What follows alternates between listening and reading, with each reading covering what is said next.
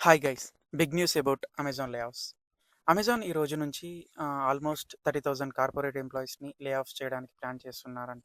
Because of pandemic టైంలో over hiring చేశారు. So ఇప్పుడు కాస్ట్ తగ్గించడానికి అండ్ ఎఫిషియన్సీ పెంచడానికి లే ఆఫ్ స్టార్ట్ చేస్తున్నామని సిఇఓ యాండీ జెస్సీ అనౌన్స్ చేశారు. స్కిల్స్ అప్డేట్ చేసుకోవడానికి అండ్ ఏఐ అండ్ క్లౌడ్ నేర్చుకోవడానికి ట్రై చేయండి. ఎందుకంటే ఎవరిని లే ఆఫ్ చేసినా కానీ ఏఐ అండ్ క్లౌడ్ ఇంజనీర్స్ని మాత్రం అవాయిడ్ చేయడానికి చూస్తారు. సో ఈ రోల్స్కి స్కోప్ ఎక్కువ ఉంటుంది. మోస్ట్లీ ఎఫెక్టెడ్ టీమ్స్ అయితే మాత్రం like HR, operations, devices, services, test engineers and developers and even AWS డివిజన్ని కూడా లే ఆఫ్ చేయడానికి చూస్తున్నారంట. సో విల్ సి ఎంతమందిని లే ఆఫ్ చేస్తారో. అండ్ ఇది అమెజాన్ హిస్టరీలోనే the biggest lay off after 2022 అంట.